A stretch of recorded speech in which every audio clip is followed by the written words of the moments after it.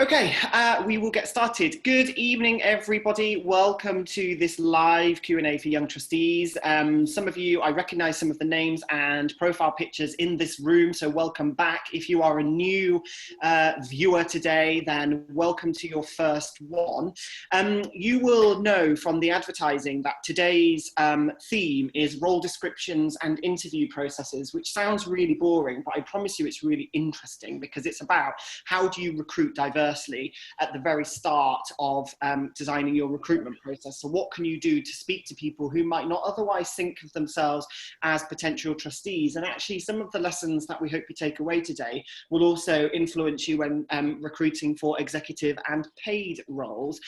Just a slight bit of housekeeping. You are all muted and have your video off. If you want to ask a question, just say that you have a question to ask in the chat and I will bring you in and unmute you and ask you to start your video should you wish to, then you can ask your question. If you want to ask a question anonymously, if you private message me in the chat, I'm Leon, so if you change the blue box to Leon Wood, then I will ask the question on your behalf.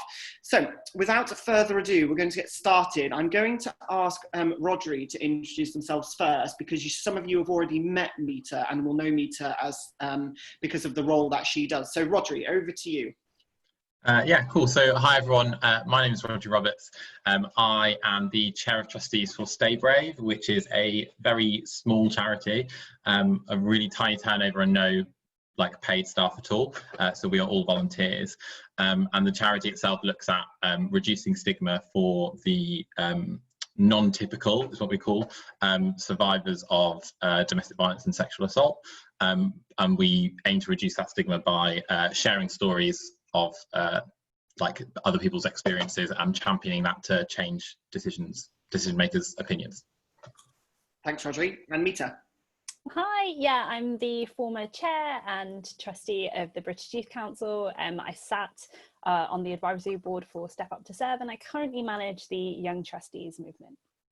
Thanks, Mita. And actually, for anyone watching, if you're interested in being a trustee of the British Youth Council, they are currently recruiting. If you just pop into Google BYC trustee, you will find, I think they're holding an information webinar soon. So there's an opportunity there for any potential young trustees watching this. But we're not here today to advertise the British Youth Council, but we will give them a little plug. I want to ask you both, why did you become involved in this movement? And Mita, you might find that easy to answer. So Rhodri, a question for you, a slight spin on that is, why did you step up to be interim chair? Let's start with Mita. Yeah, so my journey probably started a long time before I came to manage the Young Trustees movement. When I had finished my role as chair, I was looking for my next opportunity, and along came this role of a really large organisation that worked with young people. I won't mention which one. When I got to the interview stage, I thought it went really well, and I didn't get the role. When I asked for feedback, I was told while I had a really unique perspective and had lots of ideas, they told me three things. One, I had a really nervous energy, so they didn't think that I could hold myself in a boardroom of the current trustees. Two, I probably had something about me that was like a woman thing. And three, my presentation, while it focused on lots of good ideas, it didn't say why I was actually interested in the organisation. And in that phone call, I was like, thank you for your feedback. And I put the phone down, and then I felt like a real sense of anger because I was like, hey, did that person just tell me I had a nervous energy? And I had to, what they were basically saying is I had a nervous energy and I needed to assimilate into the board so that I could hold myself. And that has nothing to do with trusteeship. Number two, having a woman thing, well, that's just sexist. And number three, the presentation that I was given had actually been stated that it was about my ideas. So the fact that I was being marked on how interested I was in the role, that wasn't clear to me. And the final thing was that she said to me was, you know, it's a shame because we were really looking at young trustees, which told me that she thought the problem was in the pipeline. And when I was speaking to other people, they were having similar experiences, and that made me really angry because I knew how much young people could offer to trustee boards and how much they were needed. So that was my real passion for getting involved in the movement. And then once I joined, it was actually a huge shock, because there was actually wonderful organizations doing brilliant things, and I had met young people who had absolutely incredible experiences, and that was really hopeful for me and really powerful, because it told me that when people are willing to do the work, incredible things happen. So thank you everybody who's watching this video today, because it shows that you're willing to do the work and make incredible things happen. Thanks, Mita. And Rhodri, talk to us about how you became interim chair. What was the journey from your starting on the board to taking up that role? Yeah, so I joined Stay Brave's board fundamentally because I was asked to, because they needed someone who knew enough about general charity governance that means they could just be like a check and a balance on the one other governance trustee on the board. And so was kind of approached, went through this kind of weird like PDF form, followed by meeting in a pub with the current chair and chief exec, and joined, I think it must have been 2017, because I'm coming to the end of my 3-year term at the moment. And like when I was on the board, it was really clear that like when the board met, it was really, really effective. But actually the majority of people on the board, because there was only like the exec roles of like chair, vice chair, secretary, etc. Everyone that wasn't in one of those roles tended to take a bit of a back seat, which is kind of understandable. And it meant a lot of the power and decision making was centered outside the meetings, like around those particular roles. And so when the role of vice chair came up, I was like, I'm going to go for that. I think I've always been someone that goes like, if I think someone better can do it, I won't do it. But if I think I'm the best person for the job, then I'm going to put myself forward and like find out if other people agree. So basically like threw myself into that. And then I think maybe 6 months later, the chair ended up stepping down because he was like, didn't think he had the time to commit to being chair. And so I was kind of like catapulted straight up into the chair role with like very little kind of time in the role beforehand. And just like immediately it was just like, okay, so one, like I probably don't want to stay chair for the rest of the time. So like, I probably need to like think about what I'm going to do to like make sure someone else does it. But also, whilst I'm in the role of chair, like I have a responsibility to look at everything that I've disagreed with over the last like 6 to 8 months or something, and see if there's something that I can do, and see if there's stuff that I can do to make it better, so that when the next person takes over, it's like not as daunting and not terrifying. They've been like catapulted straight up to chair. So it was like a whistle-stop tour from going from just someone that was there to like look at policies and to like help out, was very much how it was told to me when I first joined the board, through to now I'm like the point of contact for trustees, the chief exec, and our volunteers. So yeah, it was just a really quick turnaround on that. Thanks. And I want us to move on to the core topic of this session, which is about how to design a recruitment process that talks to people who wouldn't normally put themselves forward as trustees. And your example of a sort of ad hoc, meeting in a pub or whatever, is stories that we hear all the time about people becoming trustees. Now, most people watching this will be used to, whether this is in the job market or in the trustee market, looking at job descriptions and person specs and then spending time on a long application to often not get an interview. Do you think that the model is broken, Mita? Yeah, so I think that the model is broken, and I think that what is normal is not what is best practice, and so for us to really think about the whole process of going through like how can we recruit young trustees meaningfully enables us to kind of fix the other parts of the broken parts of systems that doesn't actually have anything to do with trusteeship. So that's what I would say. And to caveat that, Rhodri, considering your experience about how you were recruited, what is the recruitment process now for Stay Brave? How do you recruit your trustees? So we've gone from ad hoc conversations with people who might be interested, to, and that then follows with quite a difficult form to navigate. Hilariously, it didn't actually work. So when I came to my interview, there was no information on like what I'd said in my application either. So that was also really challenging. And the interview then was, this really weird kind of ad hoc meeting that was also a bit like a conveyor belt, because there was someone that I knew who I then met on the way out because he was also going for a trustee role. That was one of the first things we looked at. So we basically had a bit of a crisis in terms of a lot of people were leaving our board for no other reason than it was quite a lot of work in meetings, but then a lot of people were also saying they were really like disengaged and didn't know what to do for the board. So we basically had a sit down and were like, we can't carry on doing it the way it's been done, because the way it's been done doesn't work. And I'd like, short answer, yes, absolutely, the model is broken.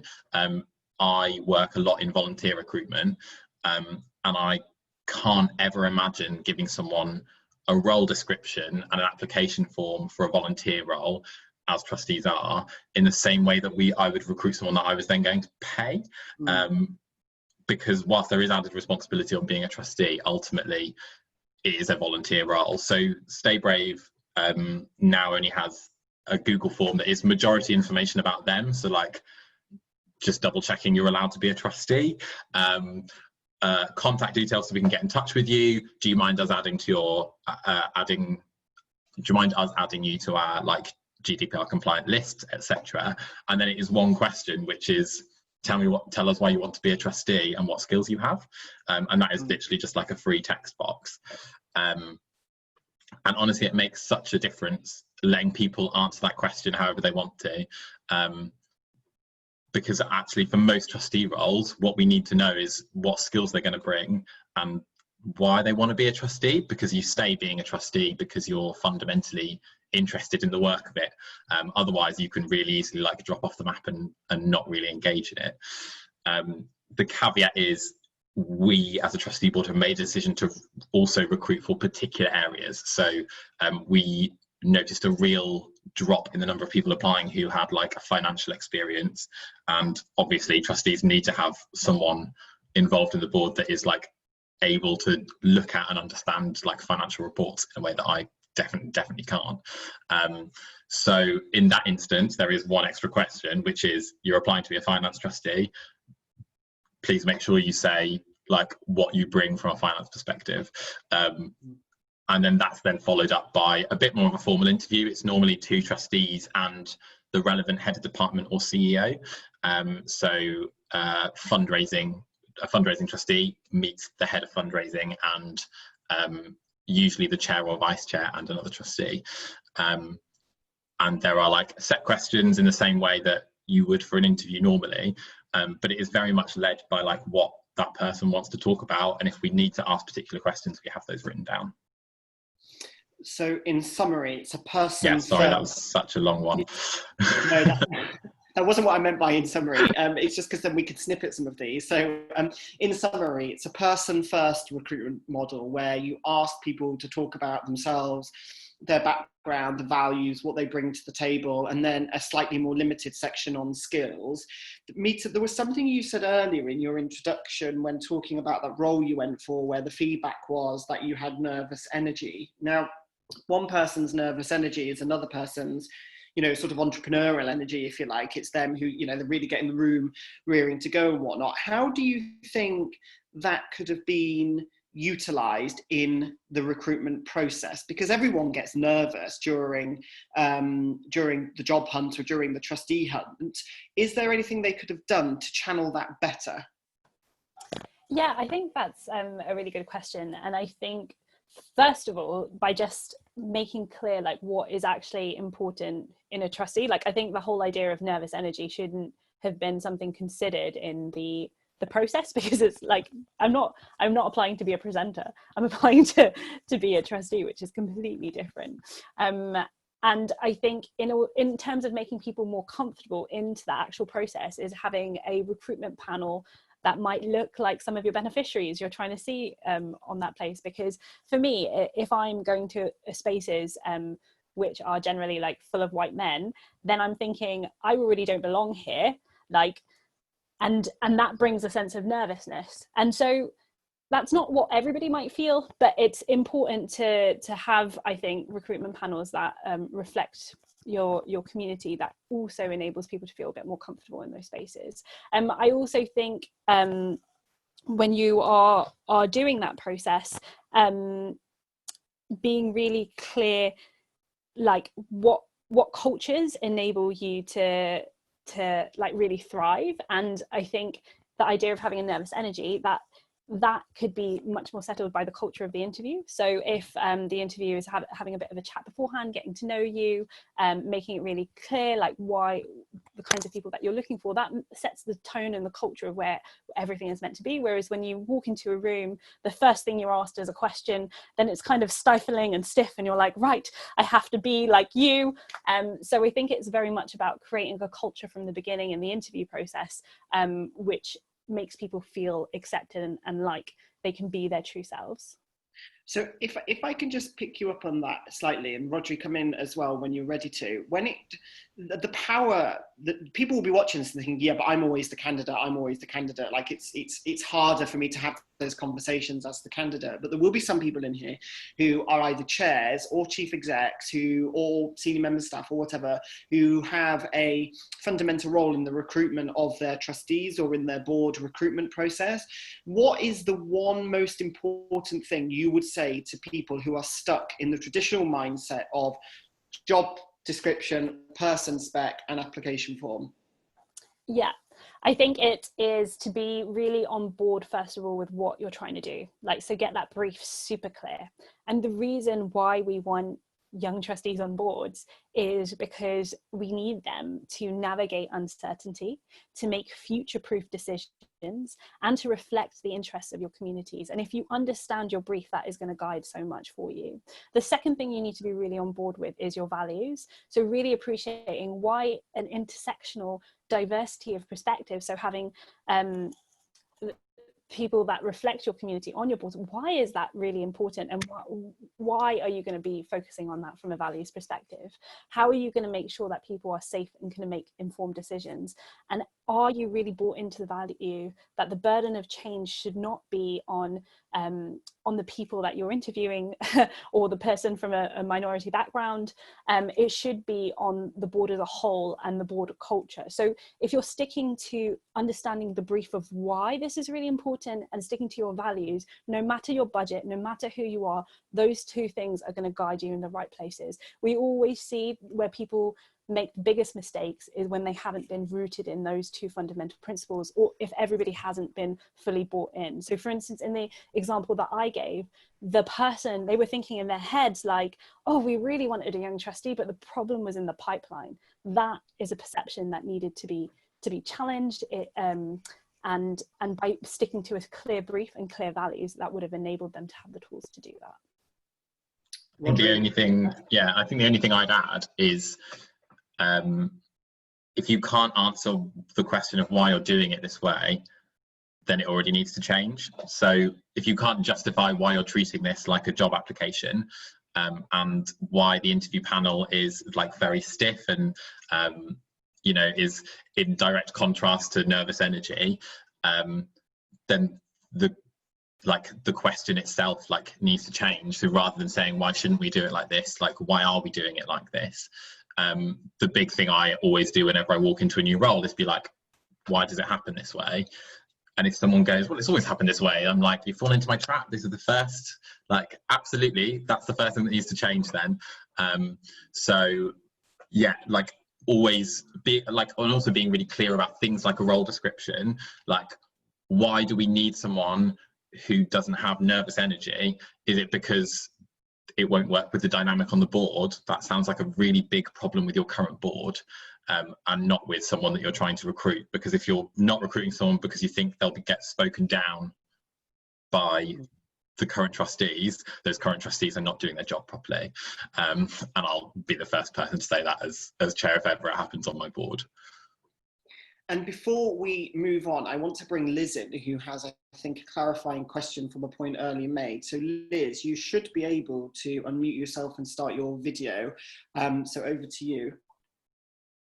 Hi, yeah, thanks for that. Yeah, I think it's clear to me now that CVs are a no. We don't need CVs for this, based on what you've said, and I really get the, you know, really think about what you want, and I love the description of skills and stuff. If I can ask another question just quickly, things like, you know, trying to, you talked about trying to convey the culture of the organisation. Would things like videos about the organisation, or even a little, I don't know, 10 minutes at the start of a board meeting so potential candidates could see the people on, would that help? Just, I mean, bringing in a young trustee is about instigating change, isn't it? I understand you don't want all the burden on them, but on the other hand, there needs to be a sort of match, doesn't there? And you want somebody coming in to feel comfortable. Would that be useful to either do a little film or a webinar or something? Let's bring in Mita first, and then I'll bring in Rhodri, and then I'll give you some of my thoughts about that. So Mita? Yeah, I love the idea of having a video and a webinar. It just makes people a lot more human and have a bit more of a connection and really feel like you're really wanted. So a lot of people, before sending out a recruitment pack to be a young trustee, they'll film themselves or do like a webinar or a Q&A, and we found that with young trustees, aspiring young trustees, generally quite like that, because it really humanizes them and gives them an opportunity to ask questions beforehand, and anything that you can do before the board meeting just to make people feel more comfortable and get to know you as an organization, and for you to do some of the speaking beforehand, I think takes off the edge a little bit. Does that answer the question? Rhodri, anything to add? I think, like, as someone that is fundamentally just quite an anxious, nervous person anyway, I think, yeah, the best thing that you can do is build up either build up a relationship or build up a recognition as current trustees. That means, yeah, running a webinar where it's trustees talking means that already the person coming into that room knows, like, roughly who you guys are, what you guys do, and it actually means that, unlike, you know, I'm doing job applications at the moment, unlike kind of scrolling through a website and being like, so I think this person's going to be on my interview panel, that's interesting, that's their job, it actually transfers a lot more of the personality across as well. And so you're not having to kind of read into, like, the vibe in the room before you start talking to work out whether people like you or not. I think it's, like, quite a big thing from the sounds of it, from, like, that example. I think a video from members of the board is a great idea, but I would add into that I would be really keen as a new trustee or trustee interested in your organisation and hearing from some of your staff as well, and from your service users, so that actually they can do the walking the talk for you. It's pretty obvious for me to hear trustees say we're an amazing organisation, but it's even more powerful when the service users you work with say that.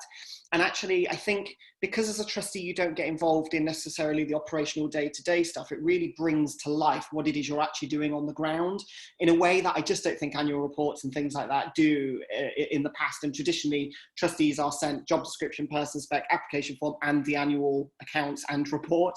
And actually, it's just a bit of a crap way of bringing to life everything that you're up to. The other bit that you suggested about an open board meeting, even if that's just 10 minutes or all of the non-confidential business as an open board meeting, I think is a really smart idea too. One slight caveat to that with young trustees though, if they've never been in a boardroom, that could be really off-putting for them. So I think it's about offering a package of options and saying, this is the recruitment timetable, here's a video from our chair and our chief exec and some of our service users, here's our past pack of paper so you can have a look at the quality of the material we provide to the board. And also we're holding a Q&A webinar and we're holding an open board meeting. Come to all of them, come to none of them, come to one of them, but let the candidate choose, because often candidates feel obliged to do everything that's in the application pack, and sometimes that's not particularly helpful. And the issue that I have with CVs is it restricts you to talk about what you've done and not what you potentially could do. And I think that the boardroom offers a really good space for people to really shine in areas of work that they haven't been able to in their day job. So I suppose that's the sort of bits that I would add to that. Hopefully that's answered your question, Liz. If you want to come back, you can do. It's good. Okay, great.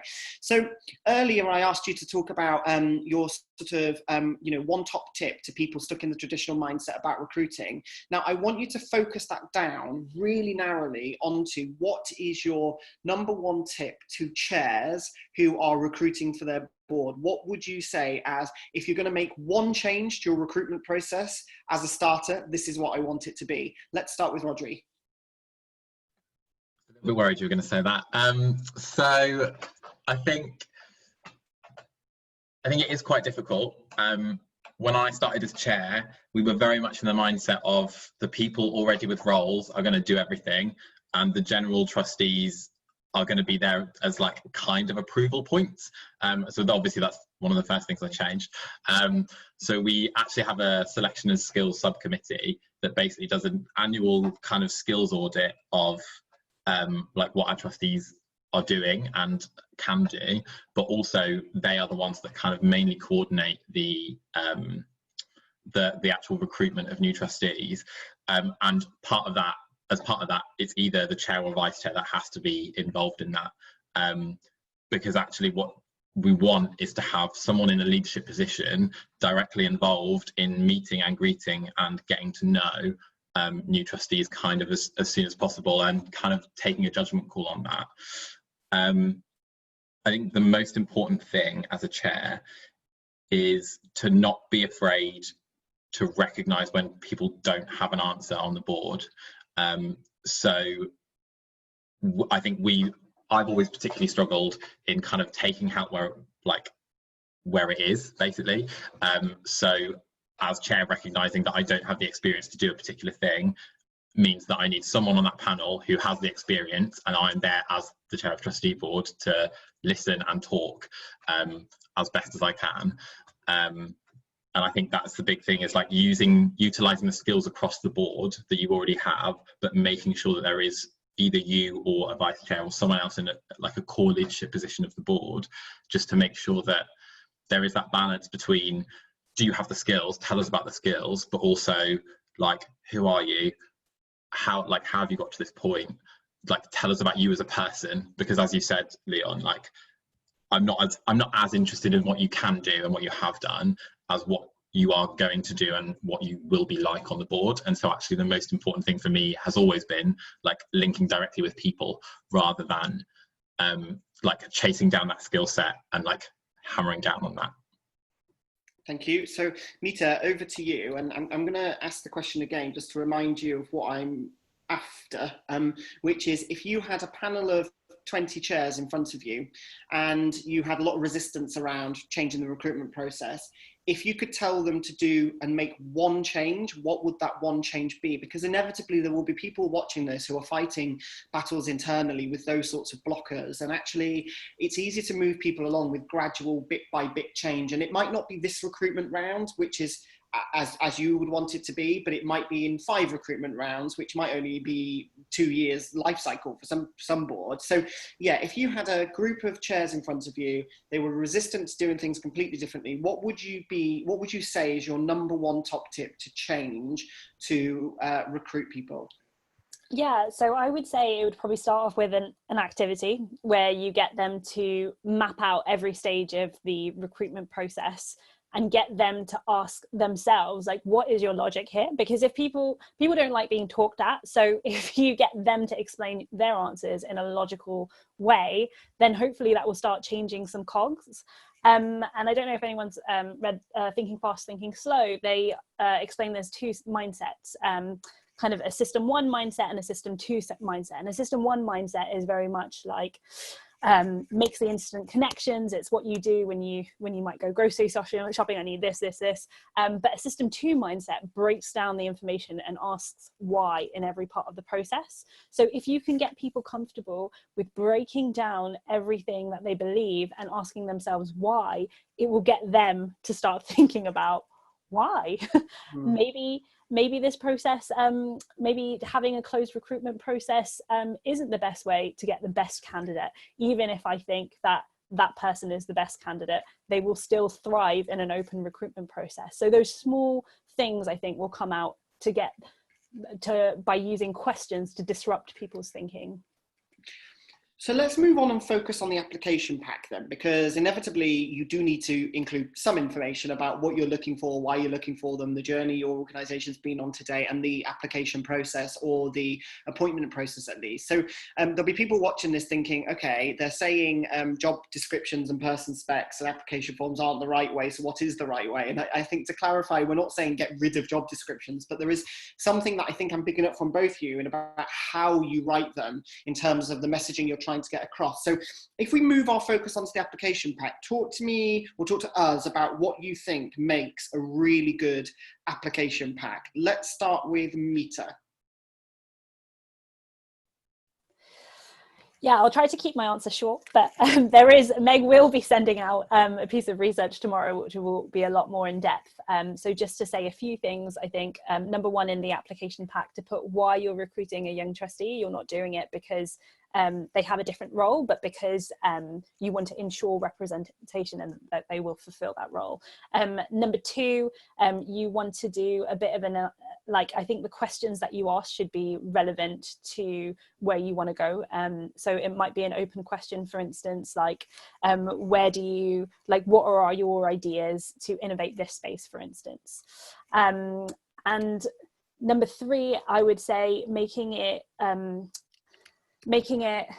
accessible, and making sure that you have an opportunity for people to come and speak to you if there is any ways that your job description is not accessible.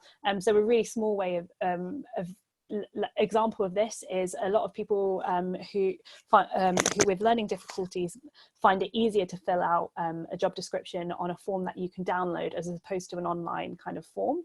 So that's just a small way. And if you've put in the job description, please get in contact if this is not accessible to you, then people can get in contact and tell you that, rather thinking, oh, is this going to ruin my recruitment chances? Thank you. Rhodri, what else would you include, if there is anything else, in a recruitment pack, or anything that you want to add to what Mita said? I think I know what not to do, which is probably not as helpful.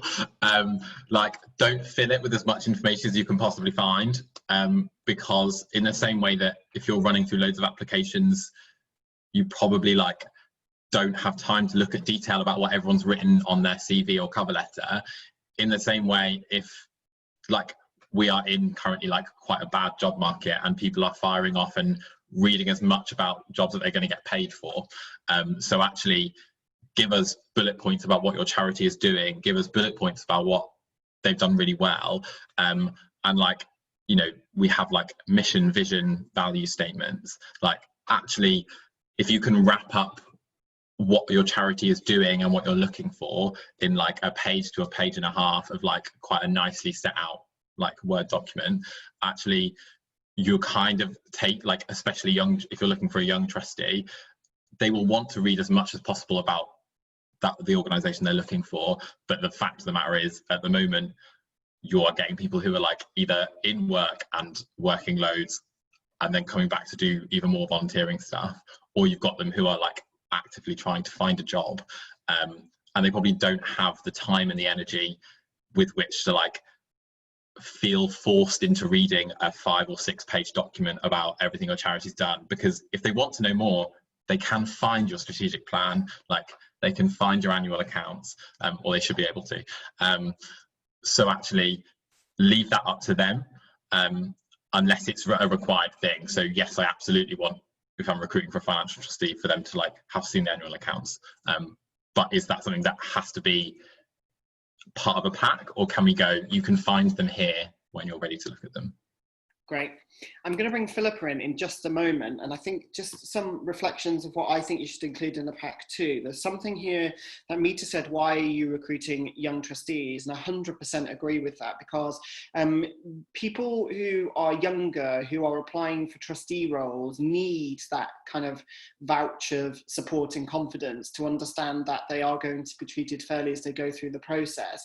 But one thing that I have found really helpful in a pack that I saw once ages ago was a description of where you might have been in your life, what you might have done, so that people could see themselves reflected in the pack.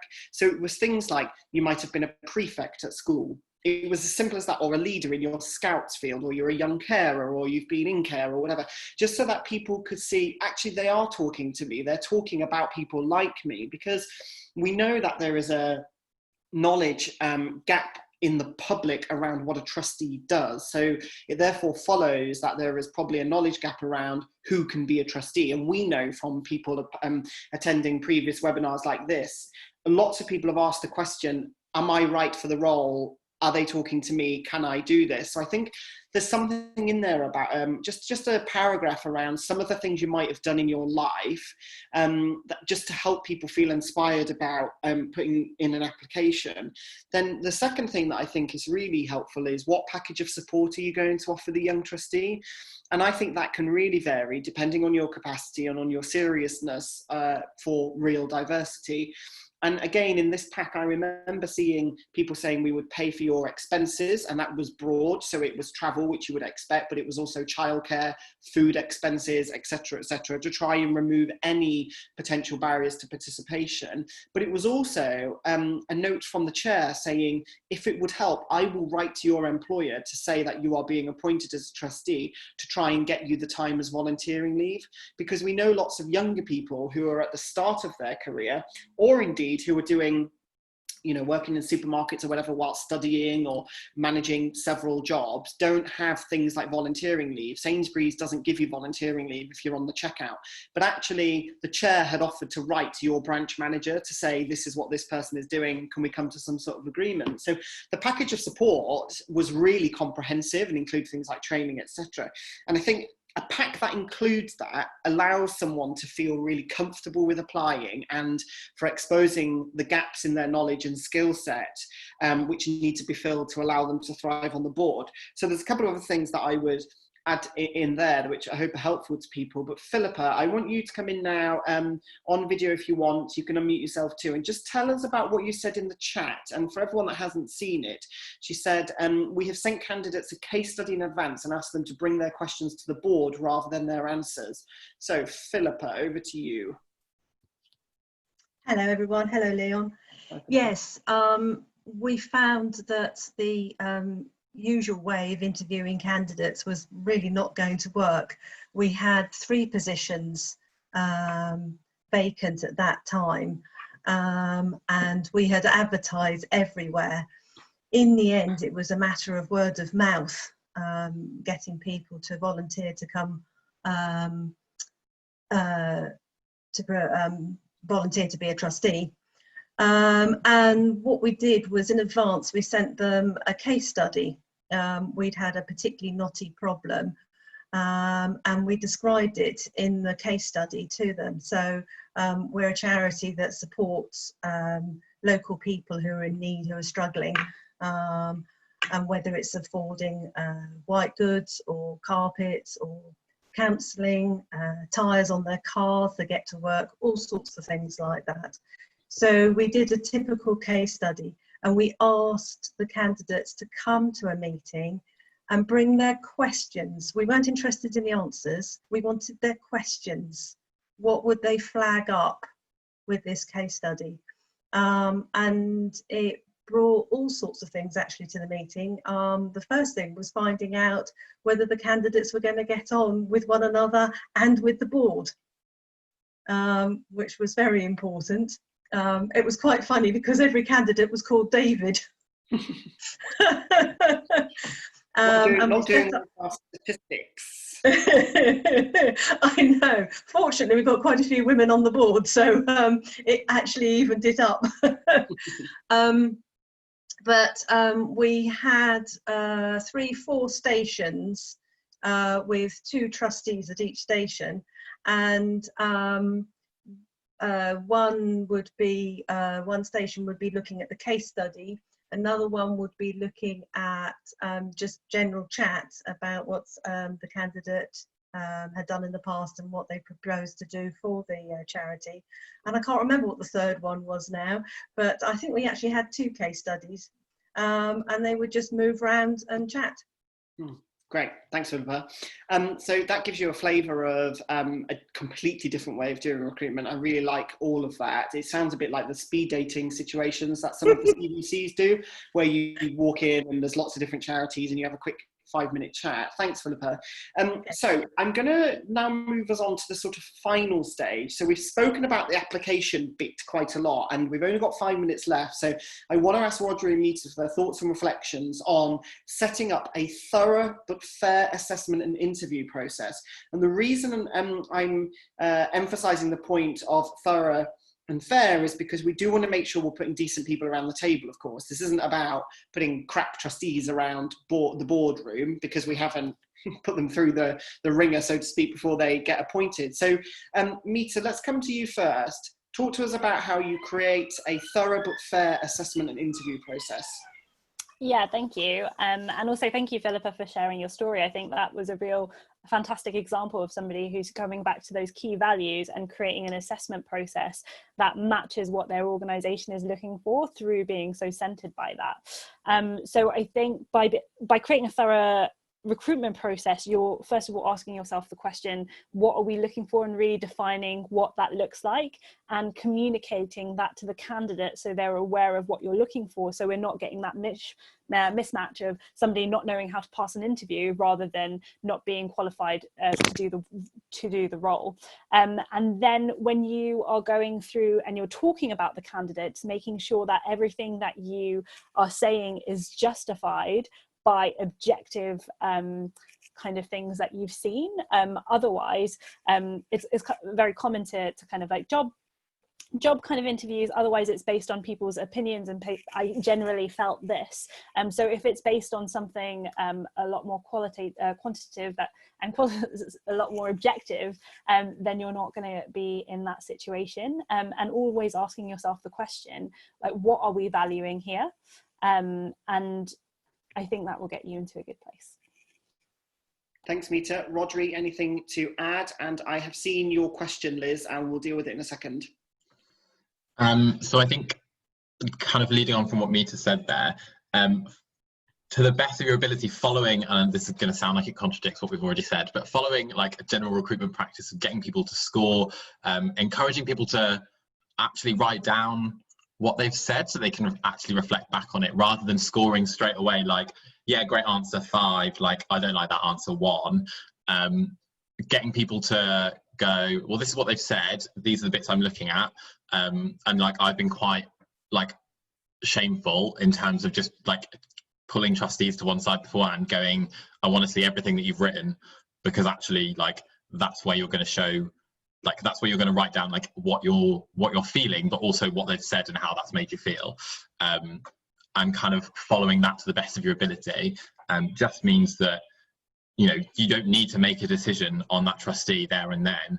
And we actually usually encourage people to take a step back a little bit and revisit their scores after the person's left. But it means that you have the information there to rescore if you're like, no, hang on, I just felt that was going a lot worse than it actually was, which is so common for people who are running interviews to feel, because that might be the 3rd interview of the day, for example. But generally, like balancing out that person-centered approach, which we spoke about earlier, with just being like really like thorough on process, that means it is fair, but also you've got all the questions answered that you need to answer to work out whether they are the right person with the right skills to be a trustee. Great, thanks. Mita, do you want to come back? And you just unmuted. Yeah, sorry, I just remembered one thing I forgot to add to that is having people who you want to see on your board in your recruitment panel, because it's likely that they'll have a perspective that they've picked up on, like, oh, that's a really good answer that your current board might not have. Thanks. I think as well, actually, because this has been quite meaty and it's quite hard to talk about how to do recruitment properly as a Q&A webinar, that it might be an idea to run a masterclass on this where it's more sort of teaching you and talking through a really decent pack and interview process, sort of best practice model. So I'll throw that back to the Young Trustees movement to put that on. Liz, your question, and I'm going to read it out verbatim. Sorry, this is a blonde question, but legally we can create an ad that specifically says Young Trustees and says applicants should be 18 to 25. There is no such thing as a blonde question. This is one of the things that Young Trustees have, you know, concern about asking what might seem like a very straightforward question. Yes, you are allowed to create job adverts, trustee adverts, sorry, that say applicants should be between 18 and 25.